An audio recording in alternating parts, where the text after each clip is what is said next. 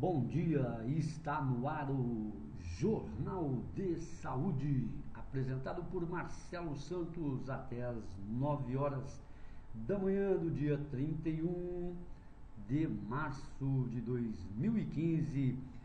Praticamente acabou, né? Ainda temos o dia aí, e o dia ainda tem aí, pelo menos comercial, né? Quase aí umas 8 horas de trabalho, mas praticamente termina o mês. E vamos iniciar aí o abril, não é? E diz a lenda, tem que acabar, não é, gente? Mas agora tem tanta coisa que tem que acabar no Brasil, não acaba, não é? Diz a lenda aqui no Brasil que o país só funciona, antes era só funcionava depois do Carnaval, aí agora é depois da Semana Santa, não é? E a Semana Santa sempre se dá aí, geralmente aí no início de abril. Mas o que interessa aqui é que as notícias não param, o mundo não para, não é? O mundo gira e nós estamos aí também nessa, apesar que nós não sentimos tanto, mas estamos aí nesse giro pelo mundo. A seguradora ou seguradoras da Germanwings, a empresa alemã que teve um dos seus aviões de última geração, o A320, de 24 anos de utilização mundial, destinam 279 milhões de euros para tá mais, né? Tem uns aqui que já arredondaram para 300 milhões de dólares. Uns falam 279 milhões de euros e outros 300 milhões de dólares para as consequências do trágico acidente que resultou na morte de 150 pessoas. E está aí essa polêmica. Um meio de comunicação afirma que foi o piloto, ou copiloto, aliás, outros tecem suposições e outros ficam entre o sensacionalismo, a dramaturgia, e ninguém sabe ao certo se foi o piloto ou não, o copiloto ou não. Já há até declarações de psiquiatras, psicólogos, tanto brasileiros quanto de outros países, aí, dos alemães, tudo, em relação aí à doença deste cidadão.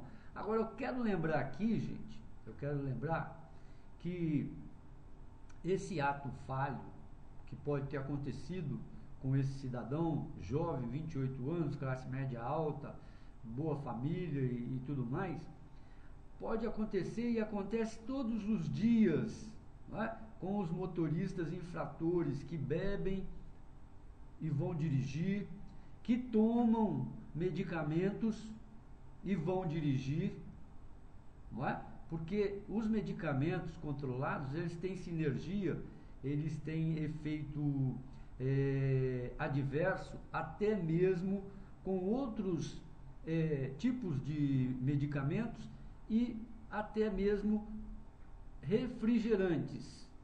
Pode potencializar essas drogas. Agora tem muitos que ainda usam o álcool. É comum termos acidentes em rodovias, em avenidas e ruas, onde motoristas vão parar dentro de casa das pessoas e até mesmo sofrem ataques cardíacos, têm derrames, enfim. Tudo, se é para colocarmos hipóteses, tudo pode ser colocado aí. E podemos aí, citar N pessoas aí da alta sociedade, às vezes até pessoas famosas, que fazem uso de medicação, costumo, já o jargão popular, tarja preta, ou com controle de receituário hoje, está tão rigoroso, porque droga é droga, desde o álcool, o tabaco, os remédios, enfim, as cocaínas aí, enfim, tudo quanto é produto químico, não é? Que pode alterar a personalidade da pessoa, está enquadrada como droga. E até o antibiótico, ontem eu estava vendo uma lista de 8 medicamentos que são prejudiciais à saúde, não é? Tá aí o antibiótico, tá a dipirona. Dipirona é proibida pelo FDA, não é? O federal não, o Foods and Drugs Administration lá nos Estados Unidos, que é como nossa Anvisa aqui no Brasil, Agência de Vigilância Sanitária. Então, a dipirona, usada para dores de cabeça e até cólica renal, não é? Cólica menstrual, também um veneno. Aí depois vem aquela muito usada aí para dor de cabeça, não é?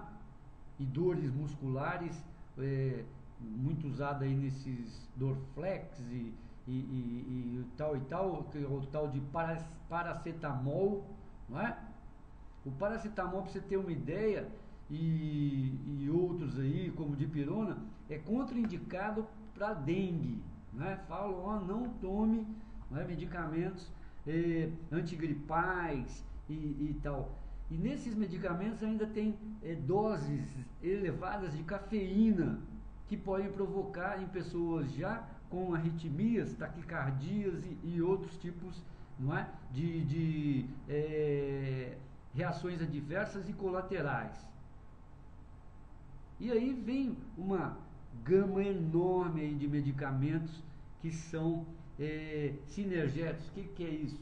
Um medicamento, você toma um medicamento e quando ele se associa a outro no seu organismo, e até mesmo a reação do organismo, não é? Porque não devemos nunca esquecer, gente, que um medicamento, quando ele é atualizado, quando ele é lançado, bem estudado, são feitos 3.000 placebo e duplo placebo. Placebo é aquele que a pessoa está tomando algo, mas não tem um pouco da substância. Do placebo não tem nada, não é? Aí com um grupo, às vezes fazem isso, né? Que toma também a droga, que precisa de tomar a droga. Então, depois desses 3.000, 3.500, eles soltam a droga para 1 milhão de pessoas pelo mundo afora. A biologia, a medicina, ela não é exata, não é? Por isso que chama de humanas. Não é 2 mais 2 ou vários pontos que fazem uma reta, não é? São 4 e EMC elevado ao quadrado, não é? Que é a fórmula aí da energia. Não é por aí. Nem a química, não é? Uma substância com outra, o sal, não é? O cloreto de potássio, NCl, não é? NaCl, não é? Cloreto de sódio, aliás, que é o sal de cozinha. Não é isso, né? O ser humano, ele tem N reações. Por quê? Ele já tem esses 109 elementos químicos e ainda tem as emoções e sentimentos dentro do seu organismo e a questão externa, não é? Essa questão externa, o dia a dia, contas para pagar, o trabalho, ônibus lotado, não é? A filha que está com problema, o filho que também não está indo bem na escola, está chegando tarde em casa, a mulher que está insatisfeita, enfim, toda uma gama de problemas que todos têm, não é? E precisam ser resolvidos por aquele núcleo familiar ou, às vezes, pela pessoa individualmente. Então, é muito, não é, relativo hoje o que o pessoal está falando, porque se a gente for usar a filosofia, usar do particular para o geral e do geral para o particular, nós vamos encontrar casos correlatos, iguais, idênticos e às vezes de maiores proporções, não é? Tão dantesca, tão grotesca e horripilantes como foi esse acidente aí que ainda vejo, classifico como um acidente, porque não conseguem provar e comprovar totalmente que foi uma insanidade. Eu acredito ainda na dúvida, né? Infelizmente, ele pode ter tido uma síncope, pode ter passado mal.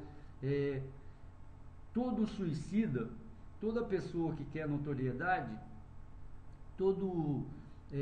até hoje, pessoas que morrem por transgressões, não é? Elas mesmas sabem do que estão fazendo, muitas, a maioria, não é? Você pode pegar aí, elas deixam alguma coisa escrita, não é? São influenciadas por alguma literatura, algum filme nostálgico, né? Porque são pessoas melancólicas, como falavam antigamente, ou depressivas. Então tem um histórico que vai, não é?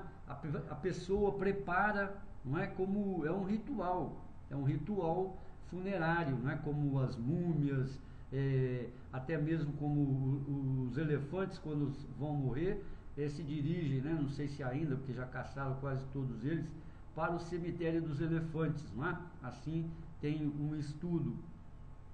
Então é muito a natureza, não é? Do ser humano, a cabeça do ser humano. Mas está aí um grande exemplo, eu falei ontem isso, não é?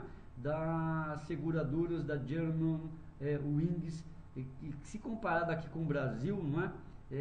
Nota 1000 elevado a exponencial 11, né? Sem exagero, porque o dinheiro não vai realmente, não é? Se a gente for filosofar e até poetizar, não vai voltar vidas, mas vai ajudar bastante, não é? Os familiares aí em muitas coisas aí que eles precisam fazer em relação a tudo que eles vão passar aí, não é? Até mesmo problemas de saúde e tudo mais. Eu li aqui, gente, há pouco que o Instituto Lula, né, fez uma reunião e contou com a presença, não é a primeira vez, parece que vai ser uma jornada, né? Contou dessa vez com o doutor Pedro Levi. Agora não sei se enquanto ministro ou se enquanto cidadão, não é? E veio assim a seguinte pergunta na minha mente, não é? Será que Luiz Inácio Lula da Silva, ex-presidente do Brasil, ele não se vê como um cidadão brasileiro? Será que ele se vê como um cidadão melhor, especial ou acima do cidadão brasileiro? Porque se ele se vê assim também no seu instituto, porque é uma prerrogativa que o ministro, se ele esteve nesse encontro enquanto ministro, ele não deveria estar ali, não é? Porque era a hora dele estar trabalhando para o Brasil, não é? Para o Brasil, porque ele recebe um salário, ele tem um compromisso com a administração pública. E aquelas horas ali dedicadas ali, um encontro de partido político, porque toda a tônica, toda a ênfase foi de um partido político. Aí, quiçá isso não aconteça, todos os partidos políticos brasileiros agora vão querer contar com personalidades de governo, né, para as suas assembleias ou seus institutos. E vai ficar engraçado, né? Homens públicos nos seus horários de trabalho que ganham depois, né? Se eles estão no horário de trabalho, eles ganham, como chama, verba de representação, não é? Participando de discussões político-partidárias. Aí fica essa grande interrogação aí, não é? Que parece que não é o primeiro ministro de Estado que participa desse encontro aí dos lulopetistas, não é? No Instituto Luiz Inácio Lula da Silva. Outra coisa que eu queria deixar bem patente aqui, o PT, não é? Nunca, pelo contrário, Lula, quando foi eleito, ele saiu com o jargão, não é? Publicitário, marketólogo ou de marketing, sem inovação nenhuma, né? Lula, paz e amor. Ou seja, tipo Fernando Henrique Cardoso, esqueçam tudo que eu escrevi, né? Esqueçam daquele Lula, das fábricas, dos peões, dos metalúrgicos e tal, e agora aqui é o Lula, é outro Lula. Foi eleito. E se você vê a trajetória do Lula, ele mesmo falava isso, que ele foi o presidente que enriqueceu mais os ricos no Brasil. E ele ficava invocado porque o pessoal apontava o polegar para baixo para ele, né? Eu ouvi ele falando aqui na Praça 7, que ele desceu lá do Mangabeiros, o pessoal, né, fazendo o negativo para ele. Olha só, e se você for ver, o Lula, de todos os presidentes do Brasil, foi um que pintou o quadro do colaboracionismo com tintas mais vermelhas, azuis, brancas, de todos os matizes. Ele recebeu nada menos, nada mais do que o George W. Bush, né? Totalmente desacreditado nos Estados Unidos por causa das invasões no Iraque, guerra bacteriológica que não teve e tudo mais. Ele recebe esse homem aqui para o pró-álcool, que hoje é uma negação, né? Meio estranho que esse homem tenha vindo ao Brasil só por causa do pró-álcool. E se você for comparar, é estranho, hein? É bem estranho. Um governo que se dizia pró-socialista, que se diz socialista, né? Dentro das suas reuniões lá, não sei se no seu estatuto ainda consta isso, o Geisel, não é? O presidente Ernesto Geisel, o general presidente Ernesto Geisel, foi um dos presidentes que peitou os Estados Unidos, nacionalizou, né? Falou, olha, nós vamos construir aqui a usina atômica. Eu sou contra, né, essa usina atômica até hoje. O PT também era, mas depois, ó, o PT também era a favor do ensino público gratuito, laico, não é? Do primário, né? Antes a gente falava primário, né? Ou então era o jardim de infância. Hoje é maternal, né? Bonito, né? Maternal. Aquele negócio quentinho, colinho da mãe, né? No coentro. É o maternal até a universidade. Não é? E eles esqueceram isso. Agora tem Enem. Enem, gente. É até piada, né? Enem. E agora também o Enem, estou frisando, repetindo, quem não tirar nota e zerar na redação não ganha, não vai ter direito, não adianta ir lá fazer da piti, já falei isso aqui, ao FIES, não é? Que já deu problema aí no início aí do ano.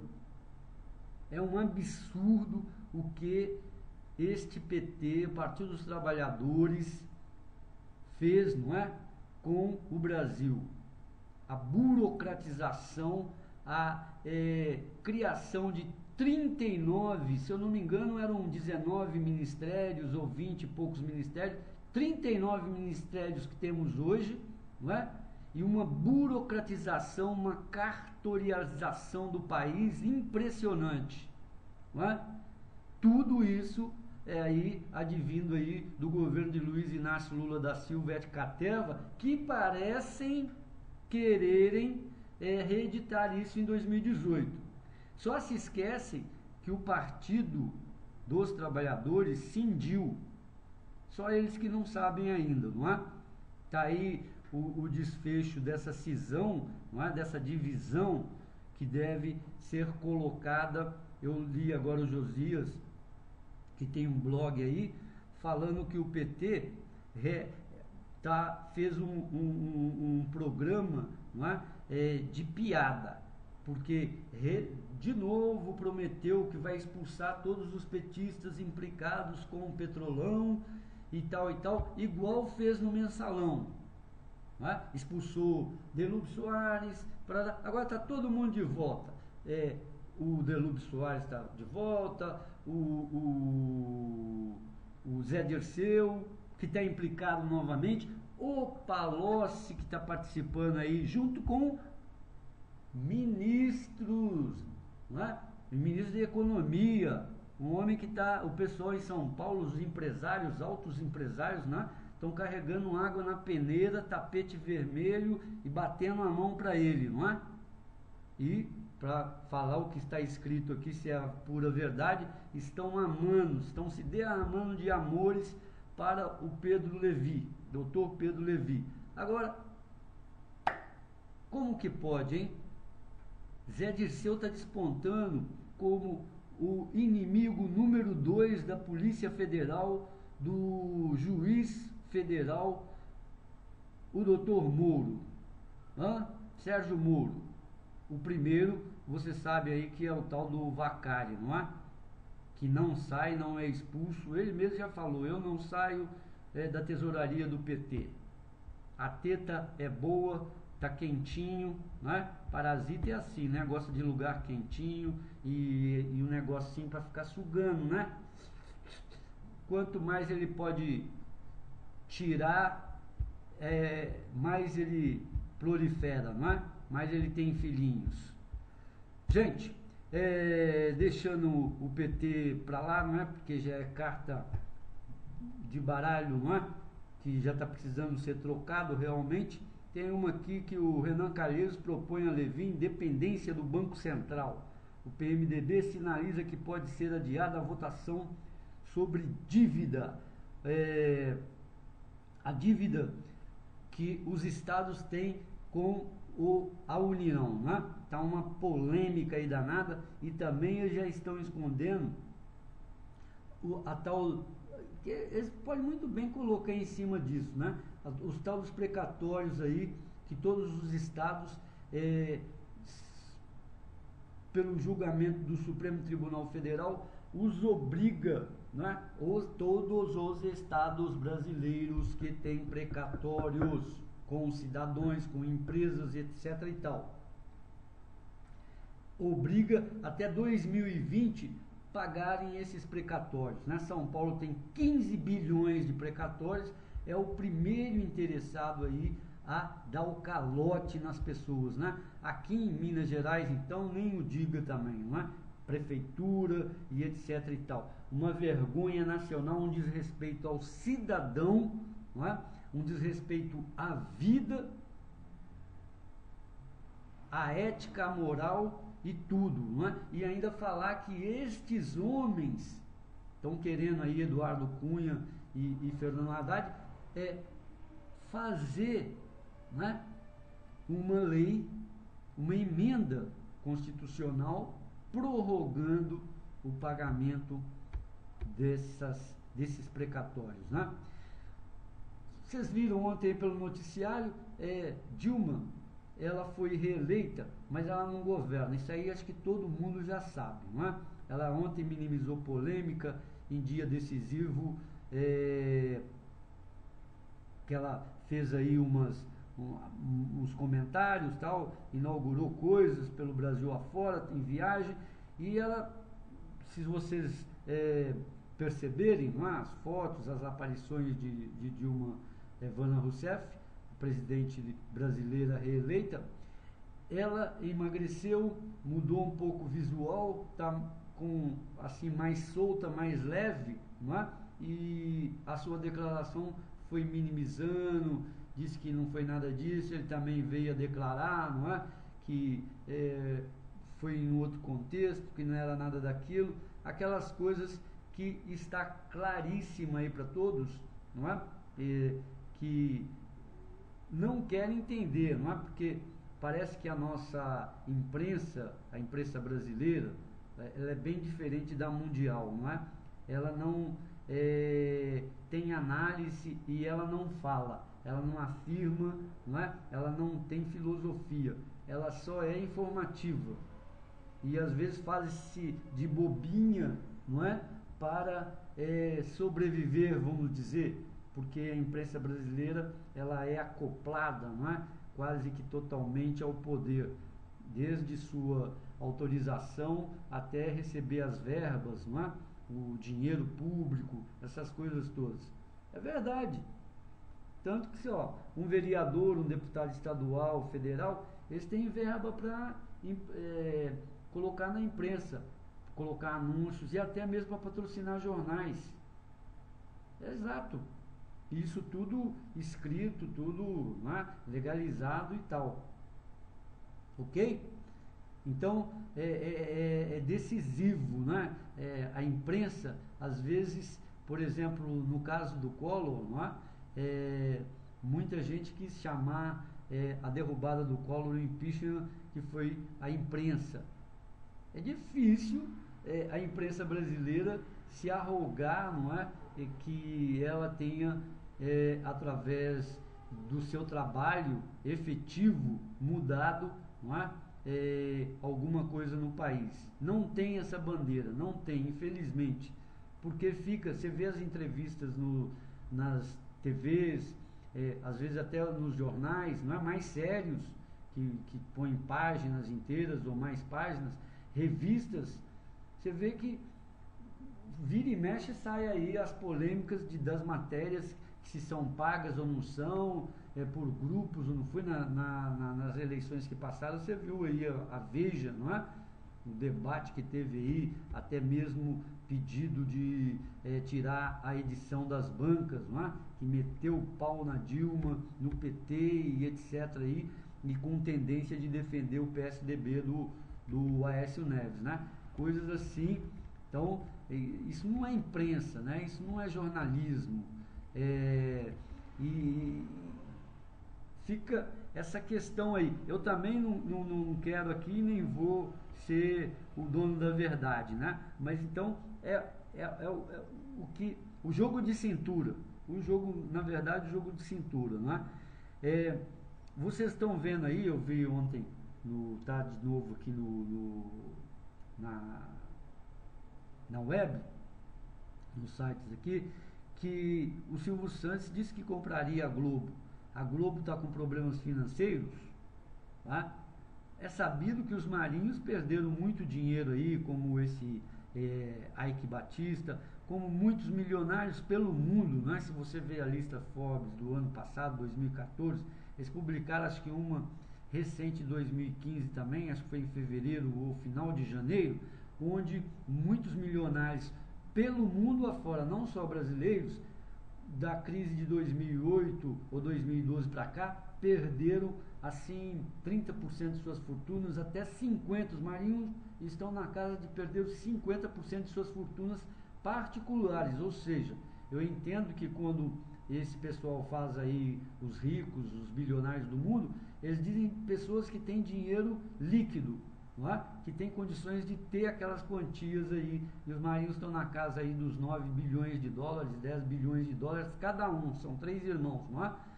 E o pessoal já está malhando, dizendo que a Globo está ruim das pernas. Certo que ontem começou o novo programa do Jô Soares com cortes, não é? Cortes até aparece em termos de público, lá no sexteto que virou quarteto, e muitas outras coisas, pessoas aí de novela, etc. e tal, tiveram salários ou contratos rescindidos, não é? E todas as televisões, Bandeirantes está passando por isso, não é? Todos os meios de comunicação. Porque isso aconteceu no governo, no início do governo. A LDO, até hoje ninguém está falando dessa LDO. O que eles fizeram? Não votaram a LDO no tempo passado, no tempo que tinha que ser votado, né? E de 130, acho que bilhões ou trilhões, se eu não me engano, agora eu não tenho a cifra correta, o governo começou a cortar, não é? Na lei de diretrizes orçamentárias para o ano de 2015, e isso, obviamente, né, reflete nos ministérios e, obviamente, vai refletir na economia. Muitos dos projetos que foram feitos, né, anteriormente vão ser paralisados ou vão ser feitos em ritmo mais lento, né? Então, isso aí está óbvio. Uma economia, qualquer empresa, até mesmo nós, né, que começamos a gastar mais do que ganhamos, chega uma hora tem que fazer corte de gastos, não é? Porque senão arrebenta com a economia. E o governo está tentando, não é, gente? Tentando ser um governo austero, um governo sério, um governo que controle realmente a economia, o que é muito difícil no Brasil, não é? Você vê que o que o pessoal fala aí para nós é que 2015 e 2016 ainda vão ser anos terríveis no Brasil em termos de inflação alta, em termos de pouco dinheiro circulando, em termos de crescimento, né? E isso com certeza vai afetar a qualidade dos salários, ou seja, um salário melhor, os reajustes, né? Por falar em reajuste, pelo menos eu li, soou assim as manchetes, como uma forçação de barra e uma extrema cara de pau. A diretoria da Petrobras está exigindo 13% de reajuste salarial, mesmo com a crise de corrupção, petrolão dentro da Petrobras, não é? Eu não sei, eu não diria isso, eu ficaria em termos aí de economia, em termos do direito do trabalhador, apesar que é um trabalhador super diferenciado, especializado, não é? Você vê aí o Cerveró chegou a declarar que chegou a ter um salário de R$200 mil mensal. Pô, salário de jogador, né? Quase jogador de ponta do futebol brasileiro aí. Não se compara, né? Não se compara. Mas é só para ter uma lembrança drástica e amarga, não é? Que já está levando o futebol brasileiro para o buraco. Tirando isso, não é? Você veja só, a economia brasileira só vai talvez chegar num ponto de otimização em 2018. E mais uma vez é o mesmo critério, o mesmo remédio. E frisa-se. Eu gostaria, o Fernando Henrique, eu sempre falo do Fernando Henrique, do governo dele aqui, muita gente atira pedra na vidraça dele, mas eu gostaria de lembrar da vidraça do senhor Inácio Lula da Silva do PT, que em 2008, já sabendo da crise internacional nos Estados Unidos e Europa, se recusou, talvez por viés político do mensalão, que estava estourando lá no colinho dele e do seu staff, se recusou a admitir que tinha uma crise. Veio em público e disse: a crise não vai afetar o Brasil. E ainda incentivou, não é, em 2012, irresponsavelmente, a alta do consumo. E hoje ainda usa um jargão como se isso não fosse responsabilidade de todos os governos, de todas as administrações, que tirou 32 milhões de brasileiros da extrema pobreza e da miséria. Não é? Ou seja, a sociedade brasileira trabalha, não é para a sociedade brasileira, não é para o Brasil, não é?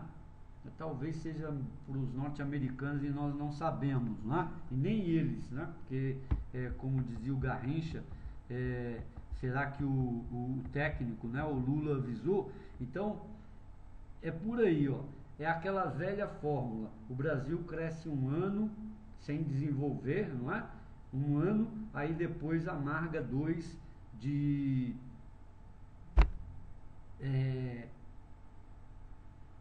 restrições, né, de austeridade, aí depois vem mais um ano de crescimento e não muda.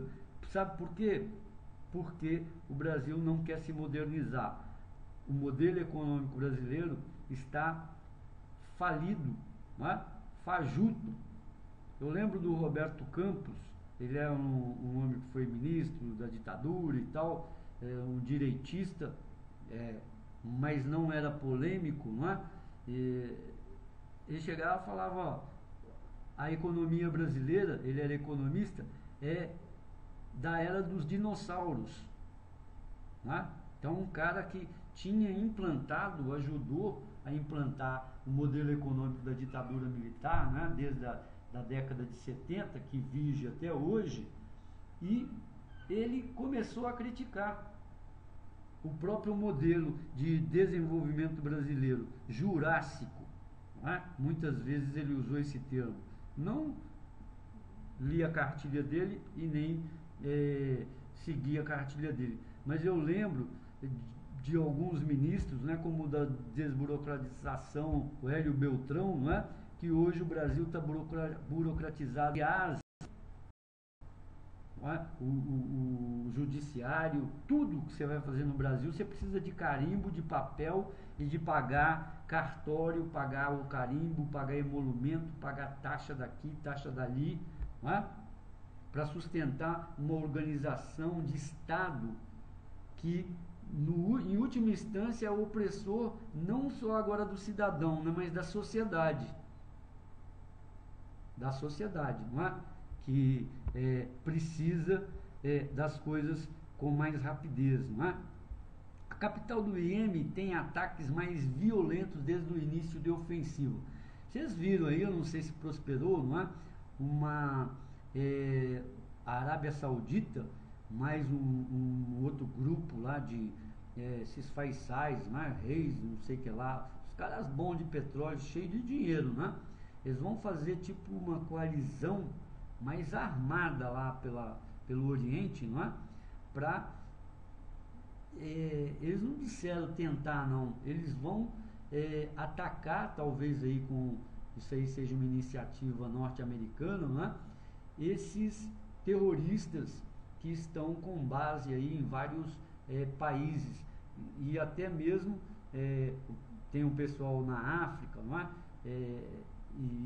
E outros países como Egito, tem aí o Iêmen, tem outros países, tem um agora, há pouco, não é? Teve lá um massacre lá, assim, fora de propósito, estou esquecendo o nome do país agora. Então, eles vão fazer uma grande ofensiva, né? E isso implica, segundo o que eles estavam se reuniram, né? Implica em exército, implica em homens treinados, implica em poderio bélico, né? E olha aí, pode ser até, né? Eu não sou catastrofista não, né? Ou como é que chama? Aqueles caras que falam que o mundo está para acabar, não é? Pode ser a Terceira Guerra Mundial, não é? Sempre começa desse jeito. Gente, vamos terminando por aqui. Muito obrigado, saúde e paz. Fique aí com a nossa programação musical, um som da pesada, né? Shine On You Crazy. Nós sempre, Diamond, do Pink Floyd, nós sempre começamos com essa música, né? Ela não toca toda e vamos terminar com ela. Muito obrigado, saúde e paz. Até amanhã. Eu vou disponibilizar esse conteúdo aqui que eu gravei para vocês, não é? E amanhã às 8h30 estaremos aqui. Até!